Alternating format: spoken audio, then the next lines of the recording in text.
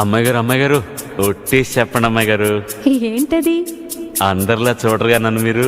అంటే ఏదో నాకు తోచింది మంచు చెడ్డో చేసేస్తూ ఉంటా కదా. అయితే అయినా నా మీద ఎప్పుడైనా కోపం వస్తుందా మీకు? రాదులే. అంటే అంటే నేనంటే నువ్వంటే మీకెంతో నాకెంతో ఇష్టం అన్నమాట. ఇవ్వాలైనా మీరు ఏది అది అమ్మాయి గారు, చెప్పాలి ఏం కావాలో మీరు ఏదో అది అబ్బాయి గారు.